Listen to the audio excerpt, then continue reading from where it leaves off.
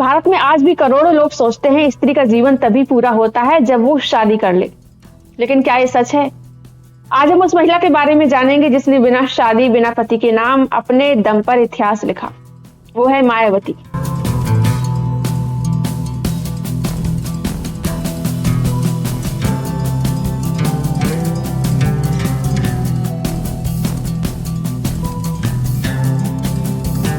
आज हम मायावती जी को सिर्फ एक राजनेता की तरह नहीं देखेंगे। आज हम उन्हें देखेंगे एक स्त्री के रूप में, एक चयन करने वाली स्त्री के रूप में और एक पितृसत्ता को असहज कर देने वाली स्त्री के रूप में। मायावती जी एक ऐसी महिला है जिसने बिना शादी, बिना पति के नाम, बिना घर संभालने के सर्टिफिकेट के अपने दम पर सत्ता, पहचान और इतिहास रचा। और यही बात पितृसत्ता को सबसे ज्यादा चुभती है। हमारे समाज में स्त्री की जिंदगी को 3 चीजों में बांध दिया जाता है: पिता, पति, पुत्र। मनुस्मृति में भी लिखा है कि स्त्री को कभी आजाद नहीं रहना चाहिए। पहले पिता के अधीन रहना चाहिए, फिर पति के, फिर पुत्र के। इन तीनों के बाहर स्त्री की कोई कल्पना नहीं की जाती। अगर वो पढ़े तो कहा जाता है शादी के बाद काम आएगी। अगर वो नौकरी करे तो कहा जाता है घर भी संभाल लेना। अगर वो शादी ना करे तो कहा जाता है अकेली रह जाएगी, कोई नहीं पूछेगा, इज्जत नहीं रहेगी। और अगर वो मां ना बने या मां ना बनना चाहे तो कहा जाता है उसका जीवन अधूरा है। लेकिन मायावती जी इन सभी डर पैदा करने वाले वाक्यों का जीवित जवाब है। उन्होंने शादी को अपनी पहचान नहीं बनाया, ना मातृत्व को अपना अंतिम लक्ष्य बनाया। उन्होंने सत्ता को चुना, संघर्ष को चुना और सबसे जरूरी ऑटोनॉमी को चुना। ये समझना बहुत जरूरी है कि मायावती जी ने शादी नहीं की, ये कोई संयोग नहीं है। ये उनका एक चयन था, ये उनकी पर्सनल चॉइस थी। और जब कोई महिला पर्सनल चॉइस अपनी रखती है तो पितृसत्ता डर जाती है। हमारे यहाँ शादी को प्रेम नहीं बल्कि कंट्रोल का औजार बनाया गया है। शादी के नाम पर स्त्री की आजादी सीमित कर दी जाती है, उसकी देह पर अधिकार जताया जाता है, उसका समय, उसकी मेहनत और उसके सपनों पर दावा किया जाता है। इसलिए जब कोई लड़की कहती है कि मैं शादी नहीं करूंगी तो समाज घबरा जाता है, क्योंकि बिना शादी की स्त्री ना तो किसी पुरुष की संपत्ति है, ना किसी परिवार की इज्जत और ना ही किसी वंश की मशीन। मायावती जी इसी घबराहट का नाम है।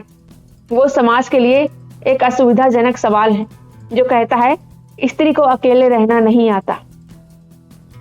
समाज लड़कियों से बार बार कहता है बिना शादी स्त्री अधूरी होती है, शादी नहीं करोगी तो अकेले रह जाओगी, स्त्री का असली सुख मां बनने में है, अकेली औरत सुरक्षित नहीं होती, ज्यादा आजादी ठीक नहीं, और न जाने क्या क्या बोला जाता है। लेकिन मायावती जी इन सब वाक्यों को बिना एक शब्द बोले झूठा साबित करती हैं। उन्होंने दिखाया कि स्त्री अकेली भी पूरी हो सकती है, बिना पति के भी पावरफुल हो सकती है, बिना बच्चे भी मीनिंगफुल लाइफ जी सकती है। लेकिन यहाँ एक और सच्चाई है जिस पर बात करना जरूरी है। कुछ रूढ़िवादी लोग मायावती जी को निशाना भी बनाते हैं उनकी शादी न करने की वजह से। और उन्हें सिर्फ इसलिए निशाना नहीं बनाया गया कि वो महिला हैं, उन्हें इसलिए भी निशाना बनाया गया क्योंकि वो एक दलित समाज से आने वाली महिला है। दलित समाज की महिला से समाज की अपेक्षाएं और भी ज्यादा क्रूर होती हैं। उसे कहा जाता है ज्यादा ऊपर मत उड़ो, अपनी औकात में रहो, चुप रहना सीखो। और मायावती इन तीनों आदेशों के खिलाफ खड़ी रही। उन्होंने न सिर्फ सत्ता पाई बल्कि सत्ता की लैंग्वेज भी बदली। एक ऐसी जगह में जहां महिलाओं की उपस्थिति सजावट की तरह होती है, वहां मायावती फैसले लेने वाली महिला बनी।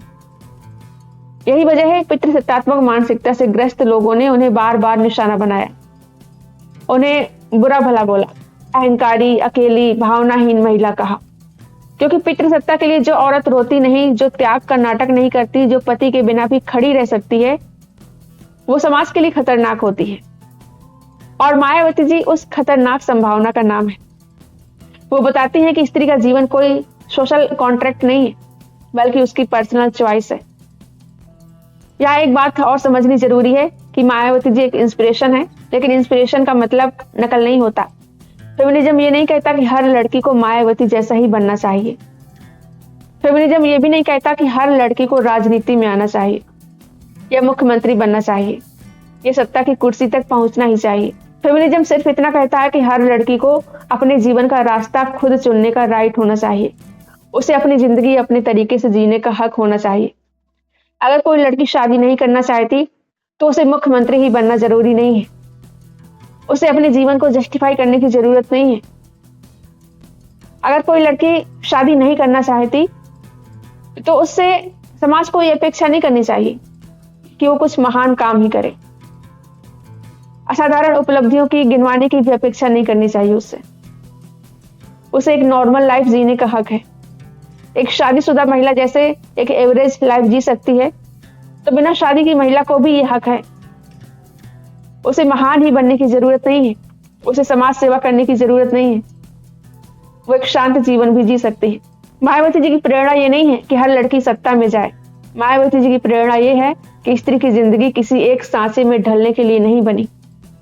कोई लड़की अगर लेखक बनना चाहती है, कोई टीचर बनना चाहती है, कोई आर्टिस्ट बनना चाहती है, कोई पत्रकार बनना चाहती है, कोई किसान बनना चाहती है, कोई अकेले रहकर शांत जीवन जीना चाहती है, तो उसे यह हक है। और कोई लड़की अगर नॉर्मल इंसान की तरह अपनी शर्तों पर जीना चाहती है तो ये उसे अधिकार है। और यही बात समाज को सबसे ज्यादा परेशान करती है, क्योंकि समाज चाहता है कि या तो शादी करो या कुछ असाधारण करके दिखाओ, समाज के लिए कुछ बड़ा करो, कुछ महान करो। लेकिन फेमिनिज्म कहता है कि स्त्री को नॉर्मल रहने का भी पूरा हक है। शादी न करना कोई विद्रोह नहीं, कोई उपलब्धि नहीं, कोई कमी नहीं। ये बस एक निजी फैसला है और निजी फैसलों पर समाज का अधिकार नहीं होता। आज का ये वीडियो उन सभी लड़कियों के नाम करना चाहती हूँ जो शादी नहीं करना चाहती, जो शादी न करने के कारण खुद को दोषी महसूस करती हैं, जो सोचती हैं कि शायद वे ही गलत हैं। नहीं, आप गलत नहीं हैं, गलत वो समाज है जो एक ही जीवन मॉडल सब पर थोपना चाहता है। मायावती जी इस बात की मिसाल हैं कि बिना शादी भी जीवन संभव है। और हाँ, पश्चिम बंगाल की मुख्यमंत्री ममता बनर्जी भी अनमैरिड है। उन्होंने भी अपने राजनीतिक जीवन में अपने दम पर नाम बनाया, लेकिन उनकी कहानी अलग है और अगले वीडियो में हम ममता बनर्जी के बारे में भी विस्तार से जानेंगे। लेकिन ध्यान रहे, हर स्त्री को यह साबित करने की जरूरत नहीं है कि वो मायावती जैसी है या ममता बनर्जी जैसी।